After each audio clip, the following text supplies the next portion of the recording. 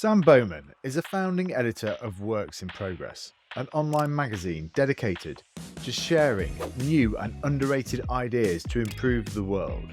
It features original writing from some of the most interesting thinkers from across the globe. He recently wrote a particularly punchy piece about Britain.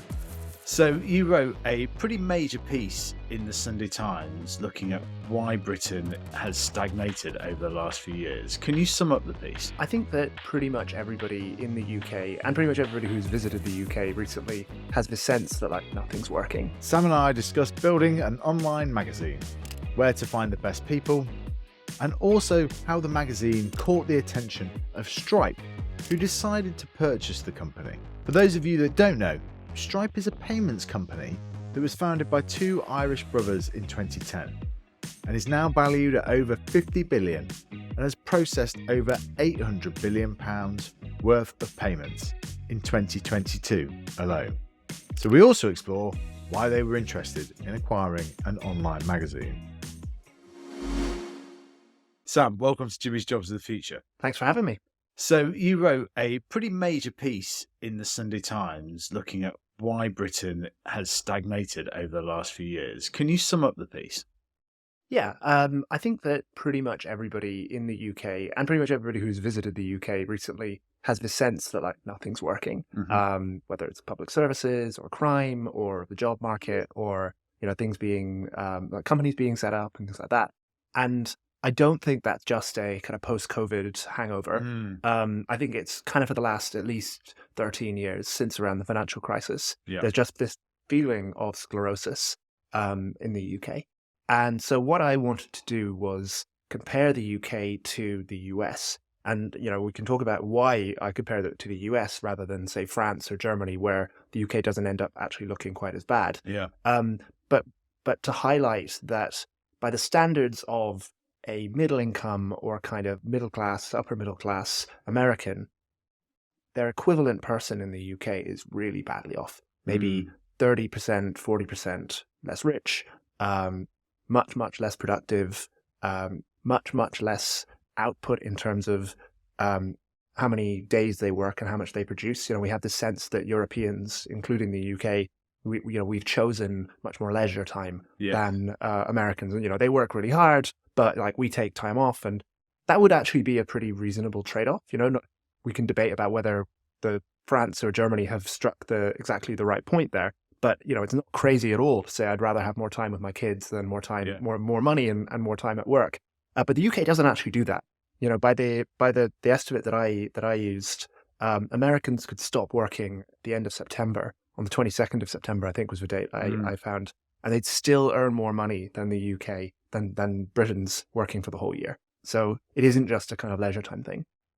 And I am really interested in why that is, because I love the UK. I'm Irish. I moved here when I was 21. Yeah. I'm a huge fan of the UK, and I think it really could be the best place in the world to live, but I don't think it is right now. And I think the main reason, there are tons and tons, every sclerosis, every economic slowdown has tons and tons of factors. But I think that the number one problem the UK has is that we just don't build nearly enough of the stuff that we need. Yeah. So housing is something that I've talked about a lot. I've written about a lot, and I think it's really clear. And maybe we can talk about that a bit later. Infrastructure, everybody who's looking at stuff like the HS2 debate and the Leeds super tram and even Crossrail, and the dream of Crossrail 2. Imagine another underground train line. The factor that's common to all of those things is they cost an unbelievable amount of money to build, double or more than double what equivalent projects in Europe usually cost, and that's a really, really big problem. And then the final factor I think is really important is energy, where the price has tripled. The industrial price of energy has tripled over the last 20 years in the UK, and I think that those sort of fundamental factors of the economy are really, really good at explaining the sclerosis that we've had in the rest of the economy. And while that's really depressing, I think the optimistic thing is fixing them might not be as hard as we think. And so on that, why are we so bad at building things? We led the world in the Industrial Revolution, etc. Why is it? When it comes to housing and to some extent infrastructure and energy, the big problem is what you might call the NIMBY problem, is that we have a system of local permissions that say that it's very easy to stop something from being built, but there's not really a mechanism for you to allow something to be, or you as a local resident to kind of want something to be built. Now, normally when you think about most of the economic interactions you have in your life, they usually involve a good thing and a bad thing. So when you go to the shop, the good thing is you get food or whatever you've bought from the shop. The bad thing is that you give them money. Yeah. And that kind of exchange, when you go to work, the bad thing is you have to go to work. The good thing is you get paid at the end of the month. And that kind of exchange It's even called compensation. Yeah. This is like we've wrapped up that exchange into most of the things we do in our lives, in our economic lives anyway. But we don't really have that when it comes to getting things built. And my kind of, I think the core diagnosis is it's really, really, really hard to get permission to build anywhere. Local councils make it really hard. National legislation, like specifically the Town and Country Planning Act that we passed in 1947, makes it really hard to build out onto greenfield. Local permissions make it really hard to build up on already developed things, or to change to change a petrol station into apartments, whatever it might be. And I think the kind of root problem is that it is always a win-lose. It is always, you're a local resident, somebody wants to build something down the road from you. You only really stand to lose from that. There's pretty much nothing that you get from that. And that kind of, and maybe we'll come back to how I think we can make that work. But that kind of thing is partially true when it comes to energy infrastructure and physical transport infrastructure. So to give you an example, we have talked for a long time in this country about the onshore wind ban, but there isn't actually an onshore wind ban. There's an onshore wind veto system where local residents and not so local residents, if only one of them objects to an onshore wind project in England and Wales, it doesn't go ahead. If none of them objected, then it would go ahead. It isn't actually literally a ban, but it is effectively a ban because it's a kind of a veto system. And similar problems happen for building infrastructure. To give you an example, the Lower Thames Crossing is a proposed tunnel between Kent and Essex. I'm a huge Essex booster, so I love Essex. So I really, really love for this to be built because Kent's all right as well. Yeah. And it's had 4 consultations between 2017 and 2020. Still is no closer to getting built. There are stretches of road that are 17 miles long that have had 3 consultations. And I think that the consultation approach is a sort of response to this de facto sort of veto approach that we have to stopping things being built. The other factor in all this, as well as this kind of local veto, like vetocracy type system, it's not my term, vetocracy, but I think it's a really elegant way of describing the problem.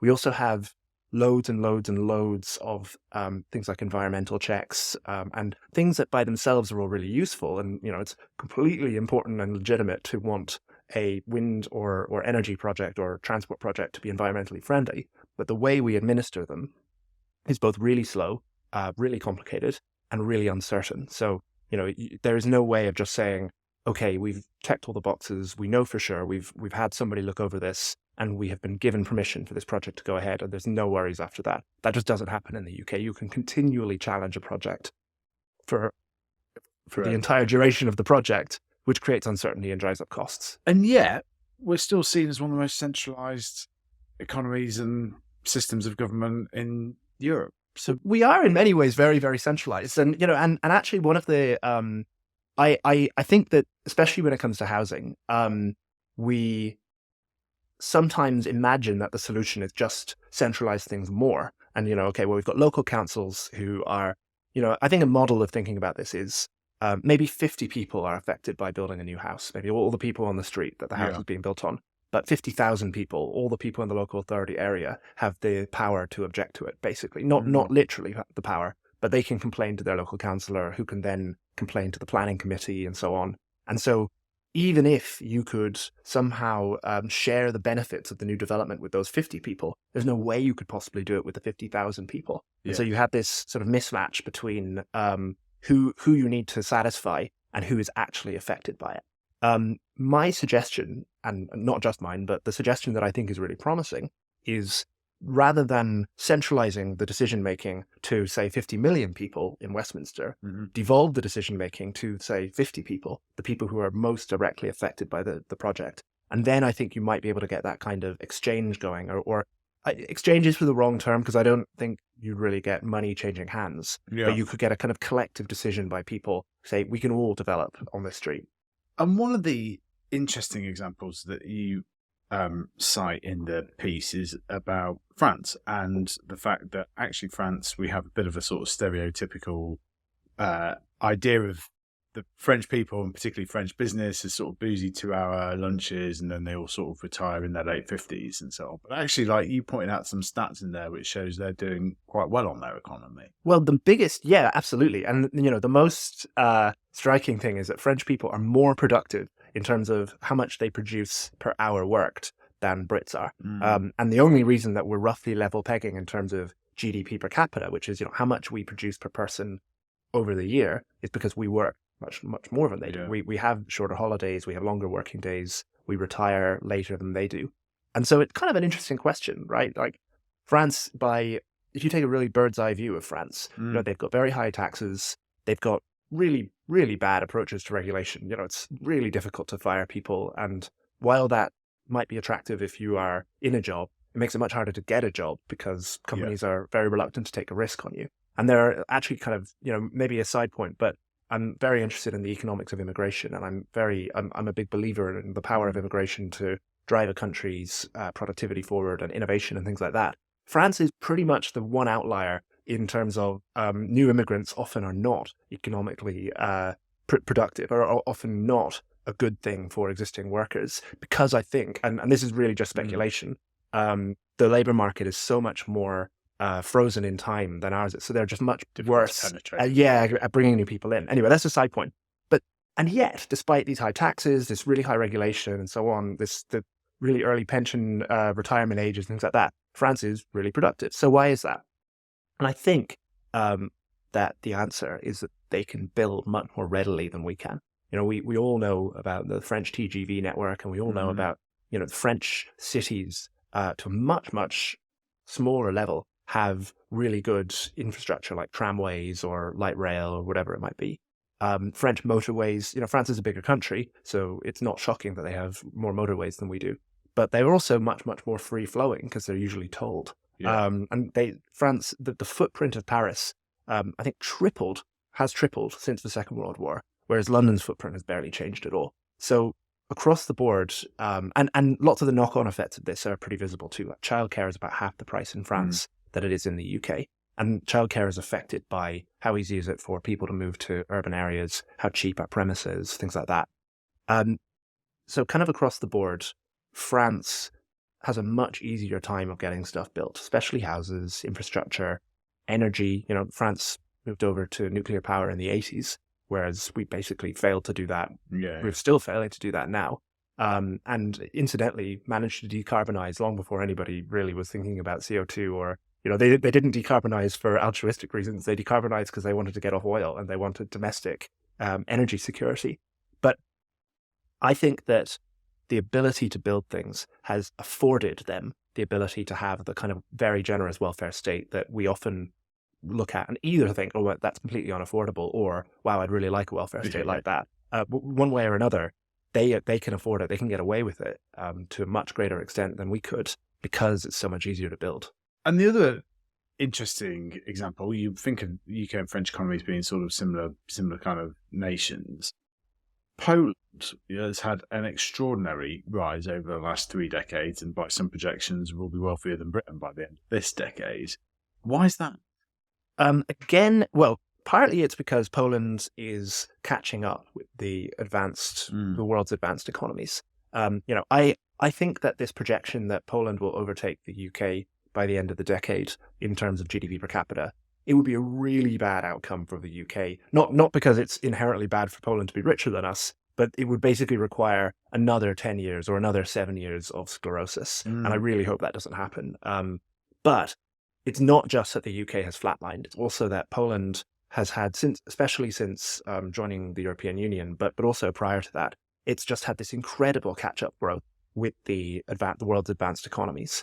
And this is really, really interesting because among people who talk about growth in the UK, and the origin of this piece that I wrote was a debate with Tyler Cowen and David Edgerton and Diane Coyle who, in my opinion, they're all brilliant economists. My kind of challenge to them was, are we thinking about growth in the UK in the right way? We usually think about advanced manufacturing, AI, really, really high-tech industries, because those are the sorts of industries that really advanced economies need to think about to grow. That's if you're the Netherlands or the United States, you're mainly going to be looking at growth from technology, advanced manufacturing, and a few other industries like that. And my challenge was, and is, Poland doesn't think about semiconductors when Poland thinks about growth. Poland thinks about manufacturing, really basic manufacturing. It thinks of some domestic creative industries. Video games are very big in Poland. But mostly they're just trying to get the basics right. And mostly they're just trying to be a place where it's easy to invest, especially for multinationals. It's easy to set up companies, even if they're not cutting edge companies, they just need to be decent companies. And use the inputs they've got in in slightly more efficient ways to catch up with the United States or the Singapores of this world. And my challenge is and was, maybe the UK is more like Poland than it is like the United States, or than it is like the Netherlands. And maybe we should be thinking of ourselves as catching up with the technological frontier rather than leading at the technological frontier. The truth is obviously a bit of both, right? We have some really, really amazing companies in the UK. Not just, AI is the one that everybody talks about now because it is really impressive. We have got really amazing AI companies. Everybody knows DeepMind. Faculty AI is a great company. Anthropic is setting up here. There are some really, really exciting things happening there. But we also have the world's best jet engine company, Rolls-Royce. We also have some really, really amazing technologically advanced manufacturing companies here. And so all those are really important and really exciting. But there's a lot of the country that I don't think there's a lot of the country that I don't think should be putting its eggs in the basket of AI, for example. Maybe AI will turn out to be so transformational that it does actually change everything. But many parts of the country need to think like Poland, and need to think like, how do we make it easier to set up a factory here? Or how do we make it easier to set up, not necessarily the place where things are invented, but the place where things are deployed and scaled? Because that was one of the things that really, really struck me in the piece was, and quoting directly here, was we have done nothing to make it easier for people to access the fastest growing industries. And I just thought, gosh, that's such a kind of like statement and a sort of reflection on Britain that you're kind of saying that. A, what do you think are the most growing industries? And B, what can we do to attract people to them more? I think that in terms of what are the fastest growing industries, or what are the most exciting industries, I do think advanced manufacturing. So manufacturing, very complicated thing. Manufacturing airplanes is really important. Manufacturing drones at some point in the future, I think, will become a huge industry. We would love if we had a really impressive semiconductor industry. But manufacturing cars and trucks and making it, manufacturing the basic building blocks for houses and offices and buildings, things like that, and just manufacturing basic electronics, consumer electronics that we have, and machine tools and things like that. All of those are really, really, really important. And there's a kind of frustrating debate that you get in the UK where everybody talks about quote unquote industrial policy. I don't think anybody really is in agreement when they talk about industrial policy. Sometimes industrial policy means we want to have a body that is trying to direct every business or most of the businesses in a region towards a particular sector, and we want to decide that the Northeast is going to be the car making sector and so on. Sometimes industrial policy means we want to do business rates, holiday. I don't think that would be a very good industrial policy, but it's very vague. And often what people really mean is we care a lot about manufacturing to some extent, but kind of more broadly, we care about growth outside of very high knowledge software and creative based industries that you get in somewhere like London or finance. And to them, I would say, or kind of more broadly, I would say, look at the inputs and look at the really basic inputs to these things, and look how much we have neglected those things. So energy is obviously a really, really big input for any kind of manufacturing. And again, I want to say I'm not a manufacturing fetishist. I don't think there's anything intrinsically good about making things compared to moving things around or compared to services or anything like that. But I do think that we are doing a lot to hold back the parts of the economy that could be making things. And as I say, the industrial price of energy tripling since 2003. Many people have said to me, I don't believe you because I've never heard that before. And that seems like such a big deal. That should be a bigger story. And my numbers are just from the Office for National Statistics. I've posted them many times online. There are other things like that. We up until very recently had a corporation tax system that would tax you more if you invested in physical investment than if you bought pens and paper or staff wages and things like that with the money. There are loads of things like that. Business rates will tax you more if you invest in new manufacturing equipment. So Tata Steel in Port Talbot, its business rates bill rose when it invested in new furnaces. These are really, really basic things. And I don't think that, apart from the energy one, I don't think there's any kind of single thing we can do to the tax code or anything like that that will just transform the country. But I do think there are loads of things that are just getting the basics right. And it's this theme of getting the basics right before we think about the more sophisticated, maybe more exciting and sexy kinds of approaches that I think we're not doing enough of. Why do you think we don't care about economic growth as much as we did? It's a really, really tough question that I basically haven't got a good answer to. I think that there were a couple of papers that came out recently that looked at zero-sum thinking. And, this is the idea that for you to benefit, somebody else has to lose out. And they looked at how many people agree with this and what age groups in lots of different countries. And they found that, surprisingly, kind of older people tended to be more positive sum in their thinking. And it coincided with age groups that had experienced a lot of growth when they were younger. And so there is this hypothesis, and it's just speculation, that if you experience a lot of growth when you're young, you become used to the idea that things can get better overall. Like everybody can get better off at the same time, rather than, well, we need this group to do better, so this group has to do worse. And that then becomes, I think, a virtuous or a vicious cycle where if you have a sort of positive sum mindset in terms of the economy, then you might be more open to policies that on their face don't look like they're going to benefit you directly, but you realize, or you maybe believe, that later on they will benefit you indirectly. I think there's a kind of how to put it, there's a kind of, because I don't think that what I'm talking about is anything to do with greed. I don't think it's to do with being anti-business or anything like that. And it's often not business we should be thinking of, as consumers that we should be thinking of, and often people don't make that distinction when they should. But I worry that countries can get into a kind of vicious cycle where they can only really see things as being static, the overall pie as being static. And if that's true, and it is a zero-sum game, or if they believe that it is a zero-sum game, then it doesn't make sense to think about growth. It makes sense to think about, like, what do we do with the stuff that we've already got? Then the kind of maybe more charitable, that's a fairly uncharitable view that sort of thinks that effectively people haven't seen growth, and so they're becoming more, I guess, beggar thy neighbor or something.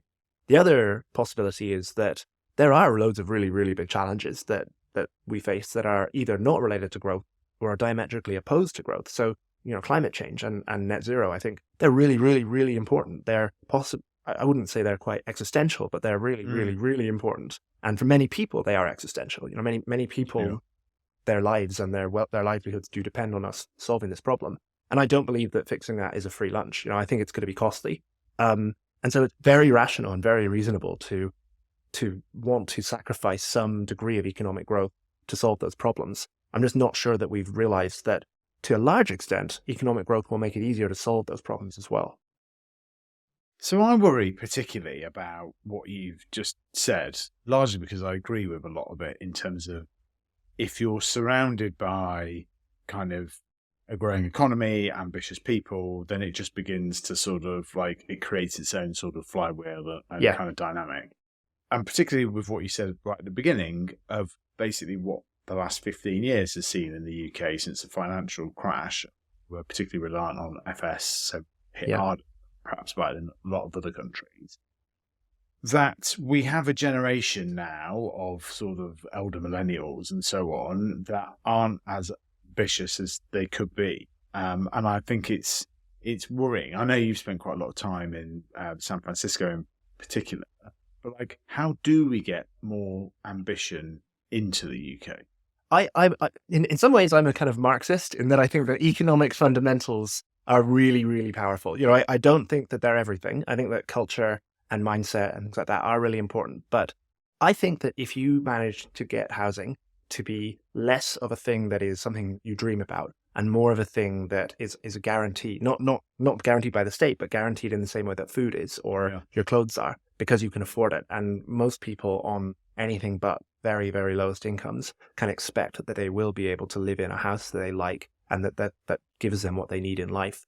I think if we were able to do that, then people would feel much less economically insecure and would be much, much more willing to take risks in other areas. I think that the flip side of what you've said is that there are loads of really entrepreneurial people, especially young people, who are really interested in and kind of inspired by the huge amount of innovation and entrepreneurship that we've had over the last 20 years. Some of it in the UK, I would say more of it in the US, but still some in the UK. And they see that and they are really, really interested in it. They every single person under the age of 30 knows who Steve Jobs is. Every single person knows who Elon Musk is. I would wager that people are better at telling you about what those people have done in their lives than the previous generation could have told you about, Warren Buffett or Bill Gates or, the last generation of kind of entrepreneurs and investors and people like that. So I think there's a sort of combination of economic insecurity, which means that it's actually practically really difficult to take those risks because you may not have a place to live if you do and you fail. But also a kind of recognition that there are things out there. And this is a time where in many ways it's easier than ever to have an idea and to bring the idea out into the world.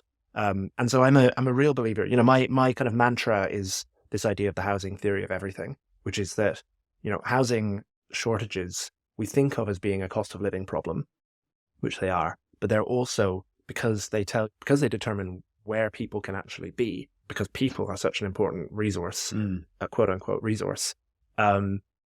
Housing shortages mean you get less innovation because people can't be around other people who they might come up with ideas with.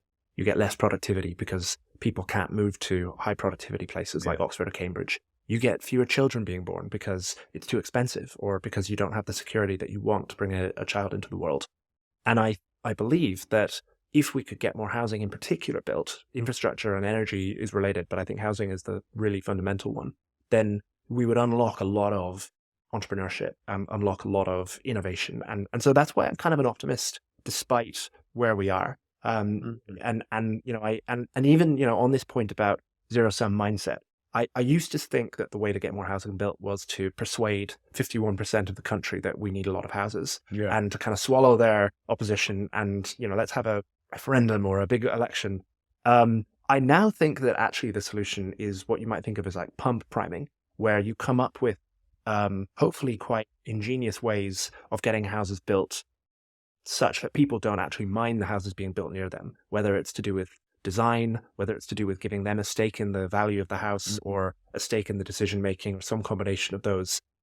Get the houses built or get more houses built. Make home ownership where people want to own their homes, or make cheap renting easier and steady renting easier.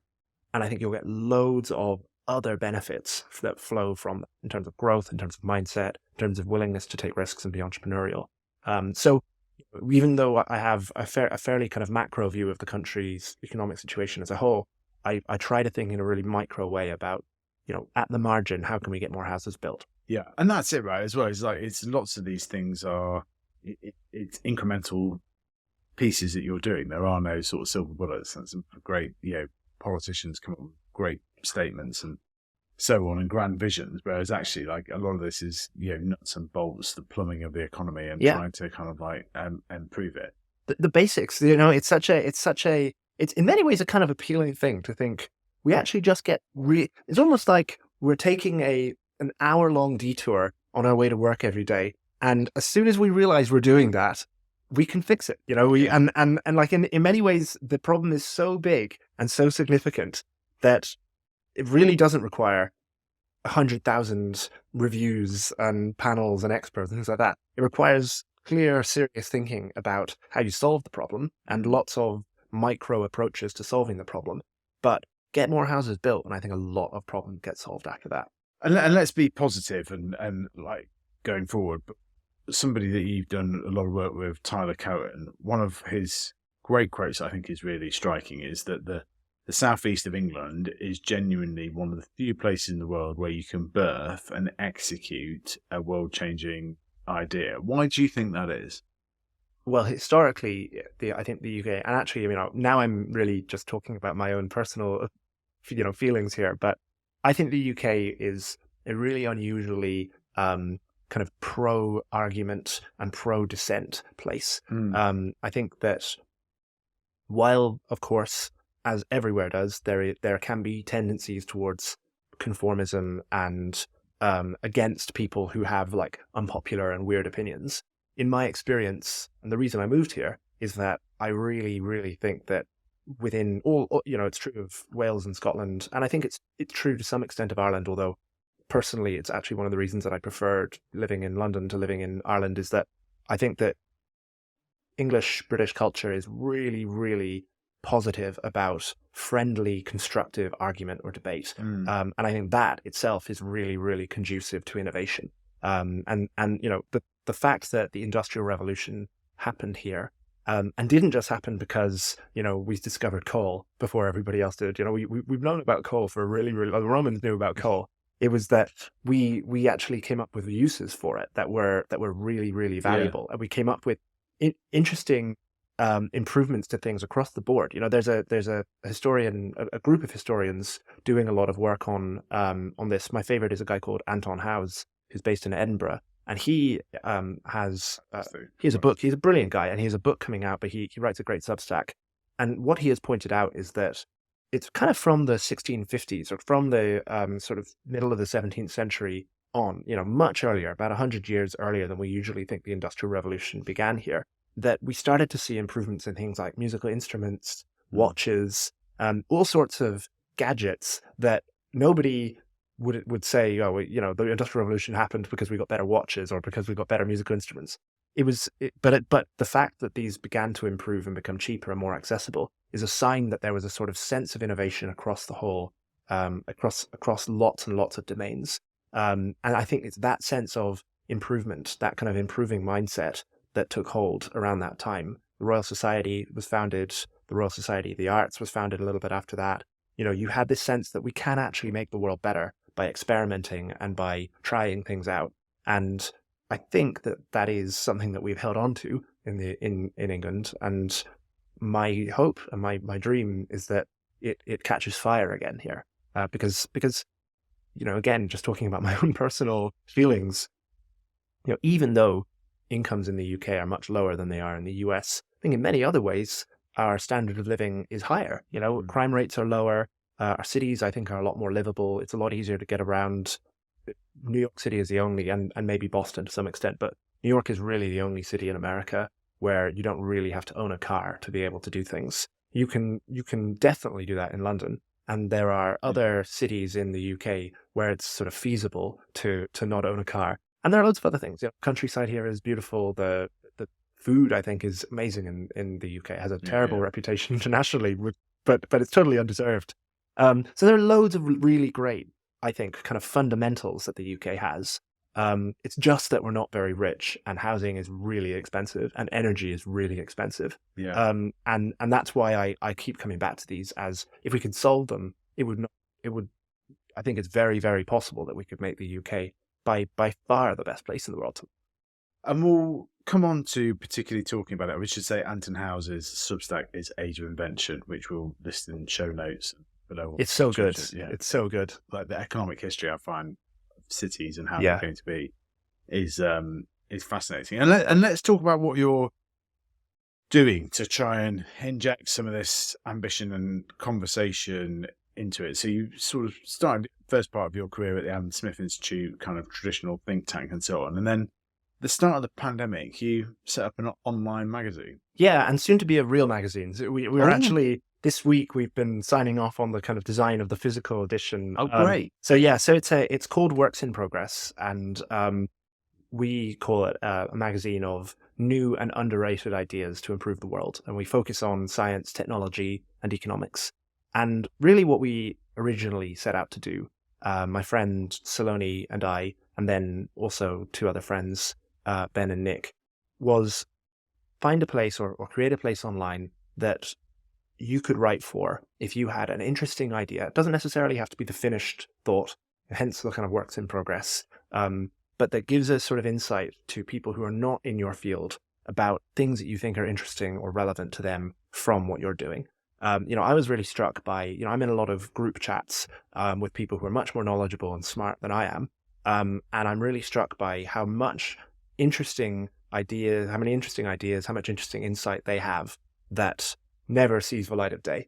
And one of the hopes that we had for Works in Progress was we could say to somebody like Anton, let's say, hey, that really interesting debate you've just been having with somebody about innovation prizes, and, did the Longitude prizes actually help that much, or did they work? Or, what are the lessons from the Longitude prizes for encouraging innovation? Why don't you write that up as a 2,000 or 3,000 word essay, and then everybody can read it, and hopefully many more people will have their own inputs and their own ideas.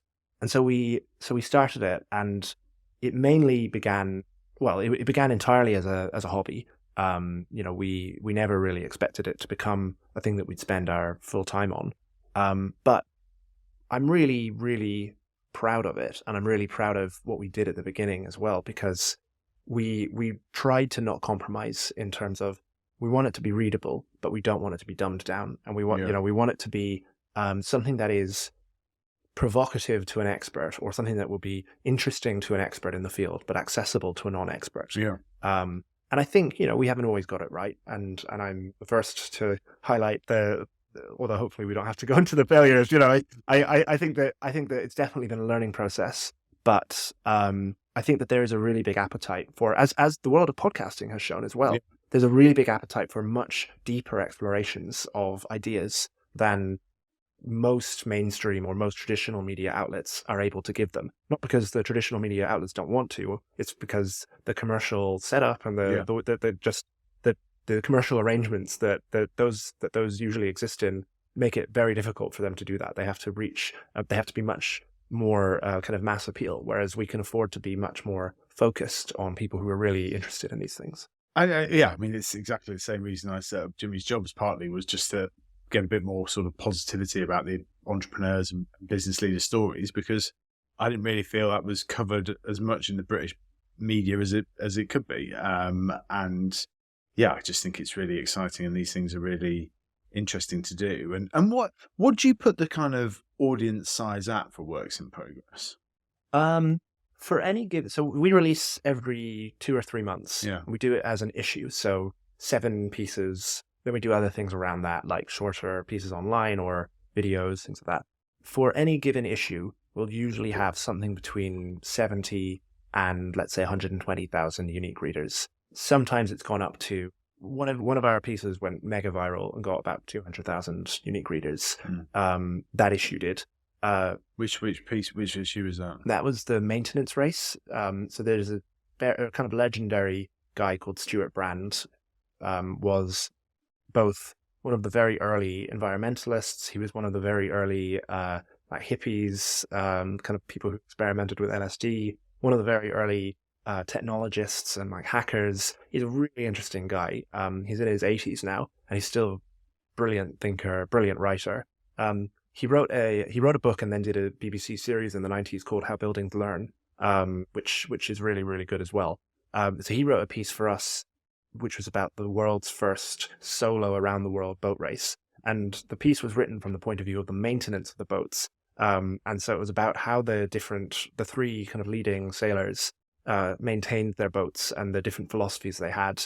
And this is all part of this, it turns out, was chapter 1 of a book he is writing called Maintenance of Everything. And he has a sense of the long view, thinking in terms of thousands of years or tens of thousands of years. And we as a society, if we took that longer view, then, we would be able to do much more brilliant things for humanity. And his book is about maintenance and how important maintenance is and things we can learn. And so that piece was incredibly popular. We are now running something called Books in Progress, of which the first is Stuart's book. where he is sharing drafts as he writes them of this book that people can comment on, like a bit like a Google Doc. Yeah.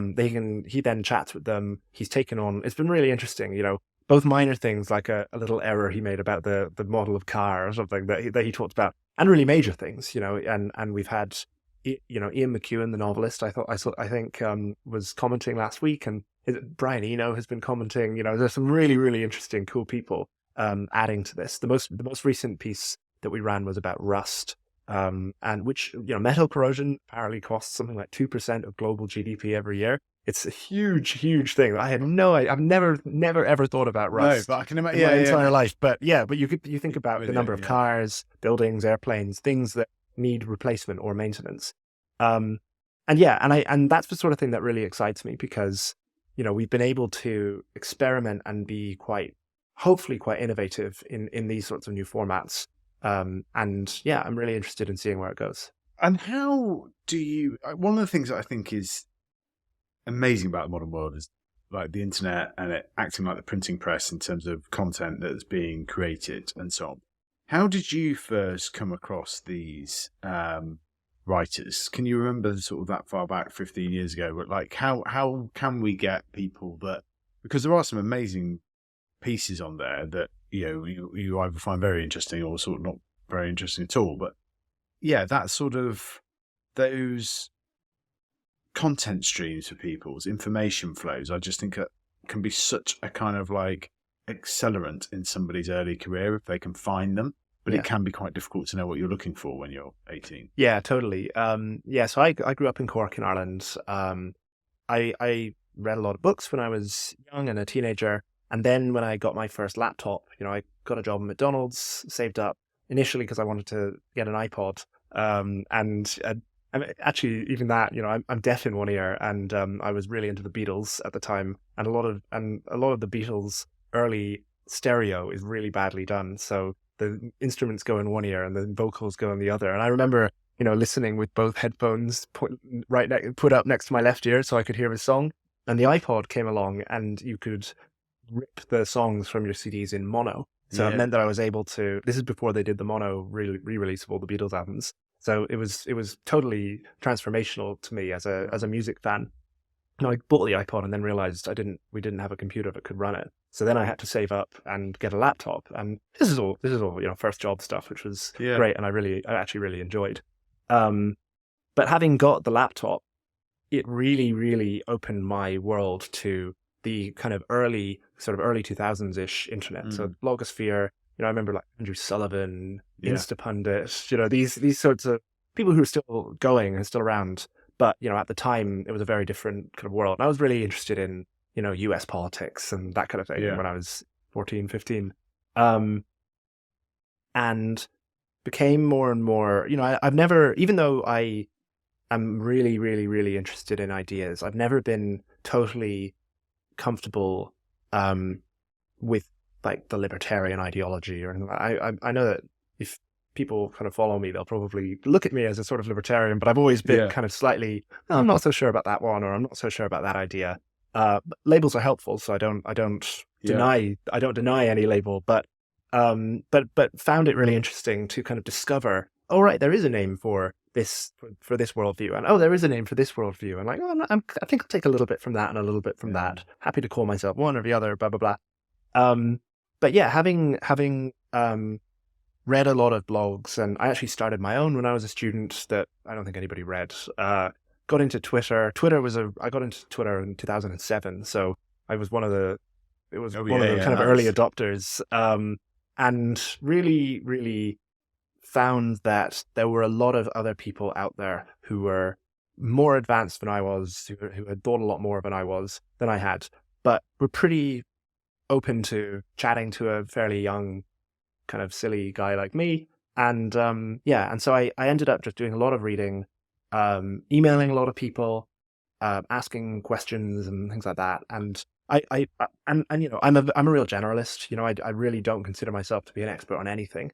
But the one thing maybe I'm an expert in is seeing smart people and interesting people and trying to get them to do things for me. It's like trying to get them to write for me, or trying to get them to speak for me, or whatever. And if I was on a football team, I'd probably be like a scout or something like that. Don't think I'd be the manager. I don't think I'd be the striker, but I think I could be a really good scout. And so just over the years, even when I was at the ASI, the real skill that I had was finding young kind of misemployed people who should be, people who now are really important leading. A really good example, a guy called Sam Dimitriou, who is doing, I think, some of the most important policy research in the UK on infrastructure costs, and really diving into why does it cost so much to build trams in Leeds compared to building them in Bologna or somewhere like that. And when I met him, he was doing events at another think tank. He was just out of college. I thought, my God, this guy's smart, let's get him. And that's kind of always been my approach, just get really good people like that. And let's come back to the misemployed people, because that is fascinating. But how do you get high profile, well-informed people to do things for you? High profile people, I generally don't. But I almost always, and I've always thought, I'm actually really bad at like interacting with people who are more senior than me. I always say the wrong thing. I always accidentally insult them. I'm not going to go into detail, but I have accidentally called somebody's brother an incredibly rude word because I didn't realize that it was his brother, and he asked me a question that there were 500 options, and I happened to choose the one who is his brother.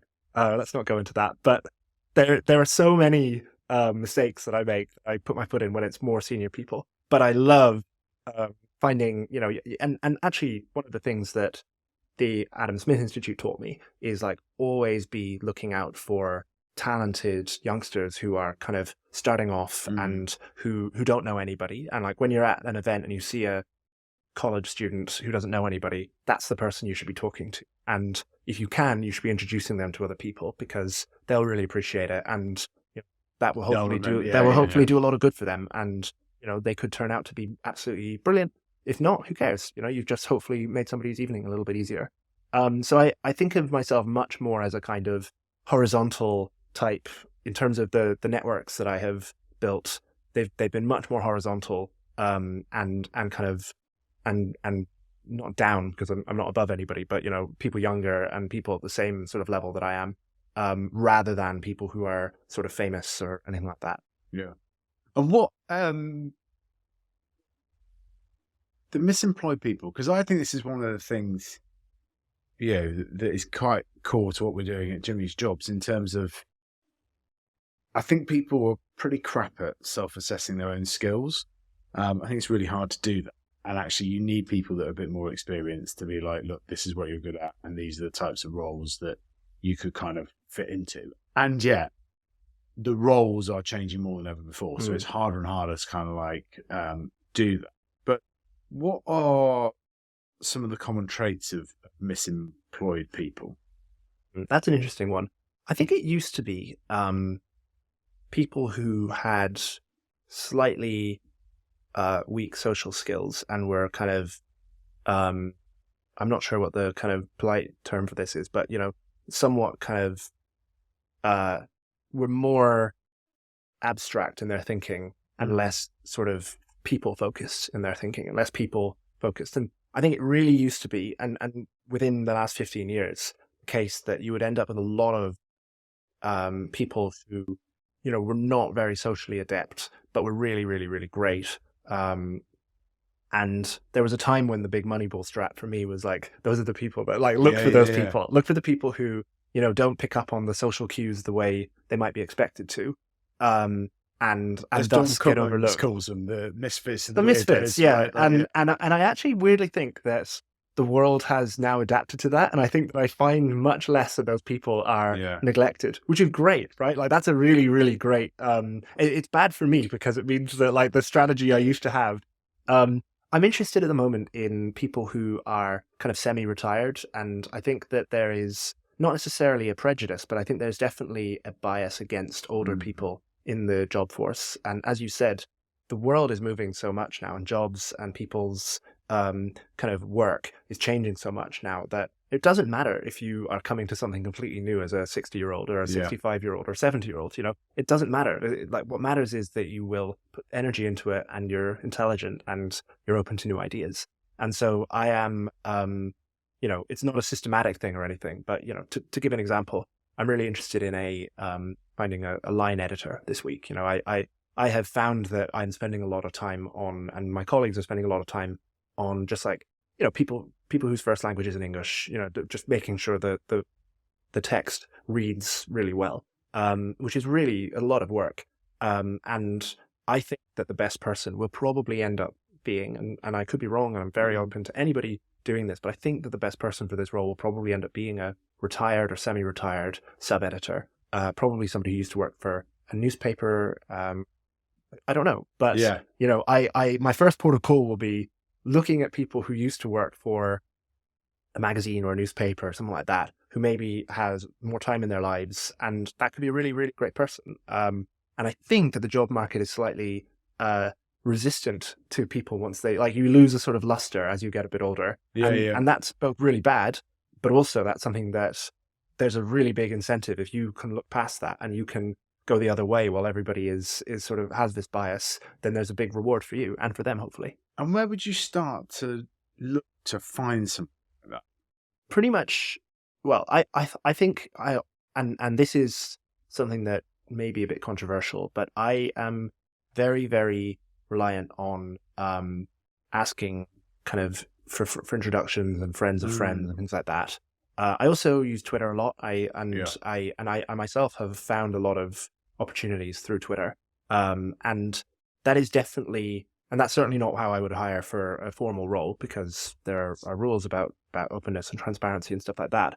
But if I'm looking for an author, like let's say I really want to find somebody to write about the Norwegian tunneling policy, or like how is it that Norway manages to build tunnels cheaper than we do consultations for tunnels? That's a pretty interesting question. I don't know who would write it, but I think that probably the two approaches will be asking people who know a bit about it. Do they know people, or do they know somebody I could ask? And kind of one after the other, sort of stepping stoning from one person to another, or going on Twitter and saying, hey, I'm looking for somebody on this. Anybody know who I can talk to? And hoping that somebody will come back to me on that. Yeah. Yeah, it makes a lot of sense. This is where Twitter is very good in that sense, in terms of being quite democratic and opening it up.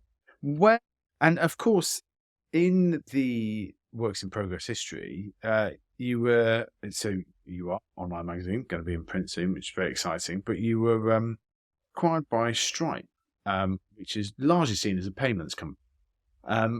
What was the story behind that, and how did that come to be?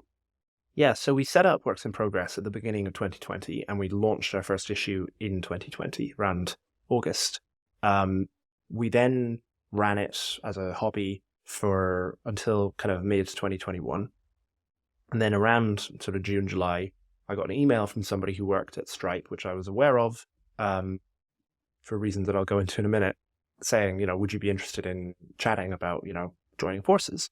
And my first reaction was no. I kind of thought, well, I don't really want to have a logo on our site, and I'm pretty comfortable doing this the way we're doing it.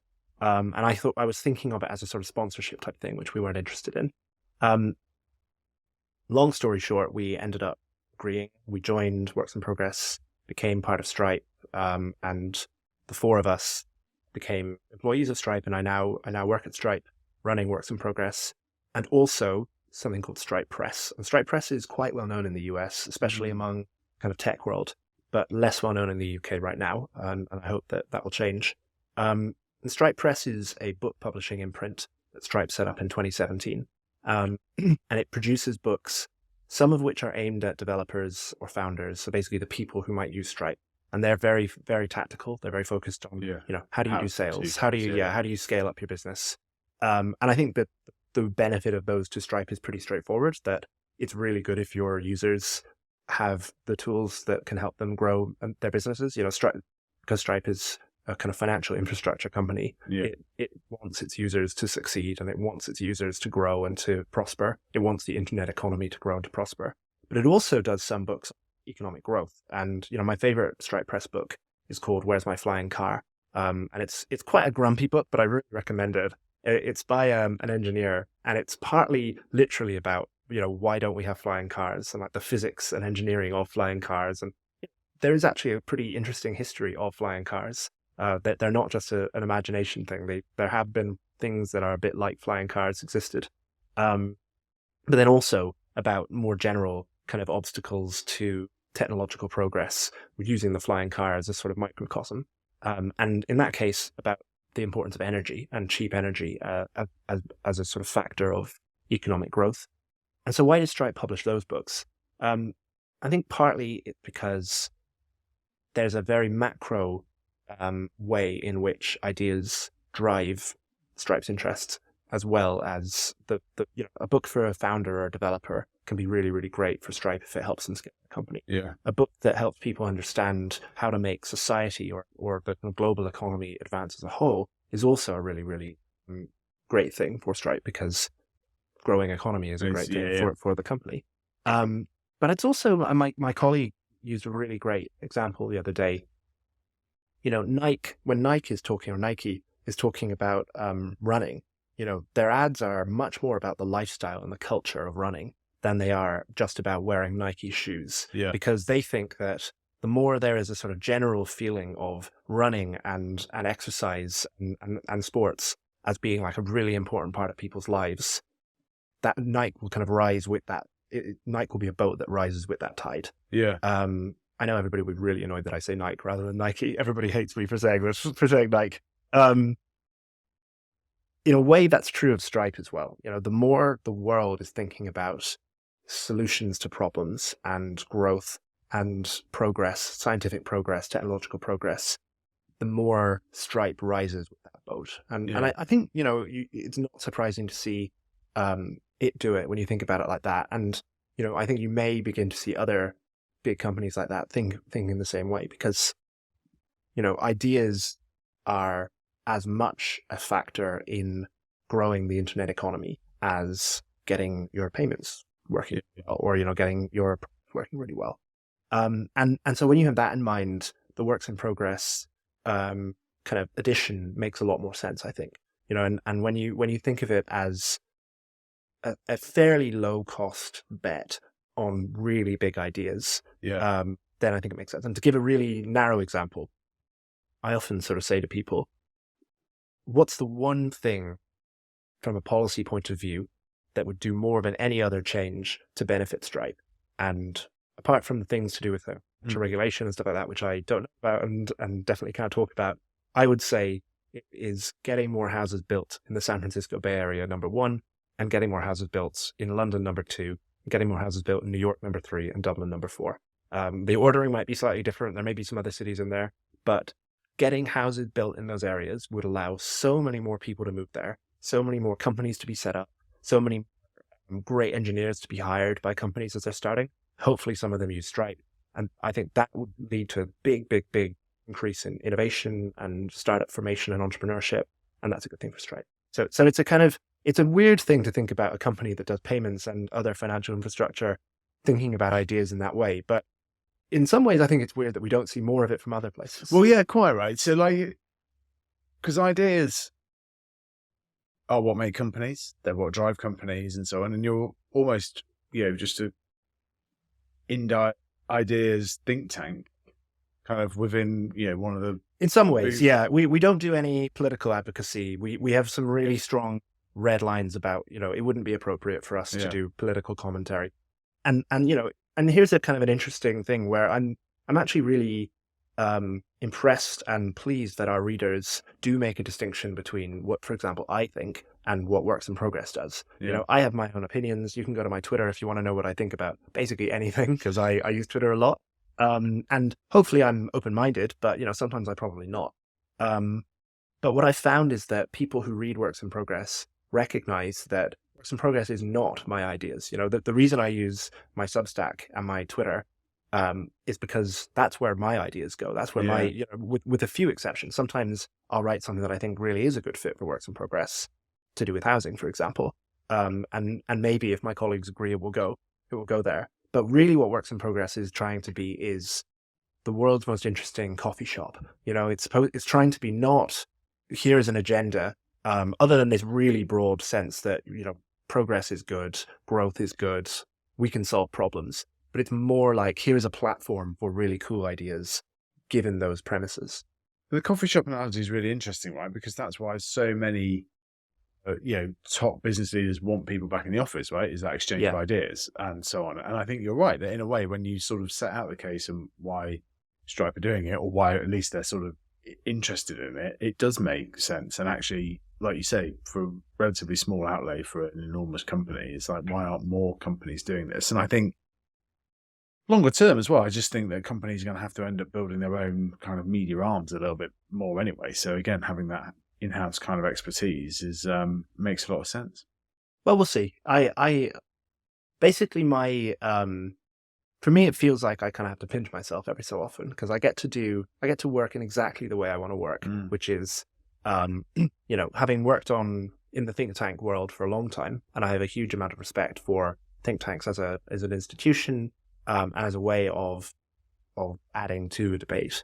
I also thought that think tanks often, kind of because of the way they are, they either have to go quite like mass market in terms of quite simplistic, simple media commentary, or they have to go very, very, very, very detailed, like 100-page white papers. And those are really useful, and those are really great and they're really useful. But I think there's a big gap in between for long, detailed, readable and interesting and engaging kind of stories that use evidence and bring in evidence and allow you to get the evidence and get the data, but in a way that actually makes you want to read it and kind of strikes that balance between reaching hopefully quite a lot of people. We're not trying to maximize the number of readers we have.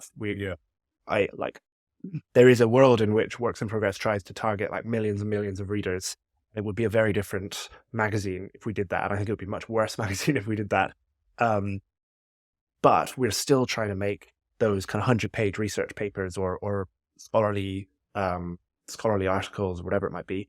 We're trying to bring them together and make them engaging and interesting for everybody else who wouldn't read them. And what would your advice be to people that are thinking of starting an online magazine, have started one? What would your advice be on? My big advice would be start a Substack. I think Substack is one of the most impressive and exciting companies. I think podcasting for most people has a lot of overheads and can be, it's a lot of work. To make a good podcast requires a lot more than I think you think. As a listener, you kind of think, oh well, agreed. Yeah, right, exactly. And I think that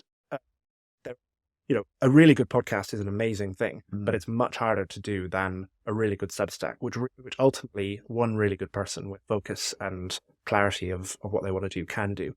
And I think that try to find the thing that you are able to write a lot about. Try to find a niche. I think that kind of general, and I say this as somebody who has a very general Substack. I do everything from like product recommendations to energy prices and things like that. But I subscribe to lots of Substacks that are quite niche. And, when I see a Substack that I think, okay, I just need to read that Substack and I will know everything I need to know about construction physics or the history of the English Industrial Revolution or whatever it might be. That's a really good way of building a kind of personal brand or a personal profile, which I think if you want to get into the world of publishing or ideas, that kind of personal profile is really, really valuable. And, maybe 5 years ago or even 3 years ago, I would have said like Twitter is probably your biggest tool. I think Twitter is still really important. Like Twitter is ultimately where a lot of the discussions happen, like it or not. But a lot of the changes that have happened to the Twitter algorithm mean that you can't rely on it. It's much harder to enter Twitter now than it used to be.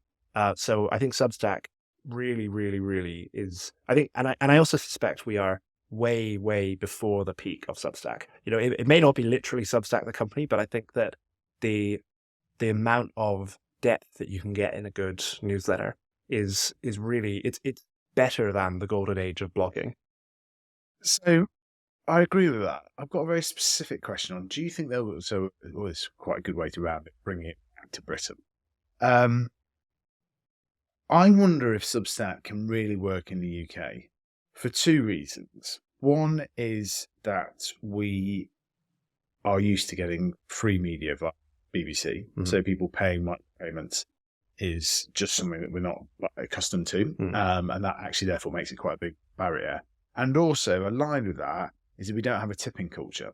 So again, that sort of paying $4 or $5 for an article or several articles a month just does not enter people's kind of logical thought processes for this. Yeah, that's it. I think that's a very strong point as far as Substack as a profession goes. Yeah. I'm thinking of it more as a kind of complement to something else, whether you're a journalist or an academic or an engineer or anything, or you could do anything and have this side interest or side knowledge or just thing that you want to really get into. There are some exceptions, Ed West, I think, is a really good example. Who's I agree on a lot of things, but he's a great writer. I always make a point of reading his Substack. And he's very English. I know that he has a lot of subscribers outside the UK, but he doesn't really compromise on when he wants to write about England, which is a lot, he does, or write about the UK, he does. And so I think that it is, and he does that as a living. And I personally, as a kind of person who's read a lot of his stuff over the years, I think that his Substack is like the best he's ever been. Anton, for example, does a bit of, Anton's Substack is, you can get it for free or you can get the deluxe version. And he is also writing a book. He does other research. He's in many ways a kind of freelance historian, which is quite cool. And the Substack, I think, is doing very well and is very healthy, but it isn't the only thing he does. And so I think there are lots of kind of hybrid ways of working with it. But, so often, especially when I worked in think tanks, kind of younger people would ask, like, how did you get into this? And the first thing to say is like the pay is not very good certainly in the center right think tanks. I don't think it's that great on the other side either, but the pay is not that good. So don't necessarily plan on this as like a career path, but also the more you can have a kind of thing that you are bringing to the table as like, I know more than anybody about X, or maybe I don't know more than anybody about X, but I do know more than anybody about X plus Y, or the intersection of two different subjects. The more you can set yourself apart, and in some ways, Works in Progress is a big competitor of Substacks. Like we use it for our newsletter and we send out some Substacks, but not everybody will have a newsletter in them. Everybody will have something that they can write about 12 to 52 times a year, or even more than that. Because that's a hell of a lot of work. And they might have a really, really good single item. They might have one really good essay in. And so Works in Progress, I think, hopefully both competes with and complements the Substack approach, because we can be a sort of platform, as any media brand is. Where, you hopefully know what you're getting with Works in Progress, and then you can read a person you maybe didn't know about before, and maybe they wouldn't have done a Substack, but you'll really appreciate the work and you'll learn a lot from it, and hopefully they'll appreciate being able to put their ideas out there. Totally. And we'll put your Substack, of which one of my favorite pieces of the year is always the things that you recommend, which is just a great list of all the, feels like you're getting so much knowledge and consumer surplus, which is what it's called, from there. And we'll also stick the Jimmy's Job Substack as well in the show notes as well. Sam, thanks so much for coming on Jimmy's Jobs of the Future. It's been amazing to hear about your story and all you're doing with Works in Progress. I think it's really exciting and really interesting. Thanks. It's been great being here. Ta-da! Oh, great. All in one take. Just no, yeah, like all of it apart from that, yeah. Cool. What did I say?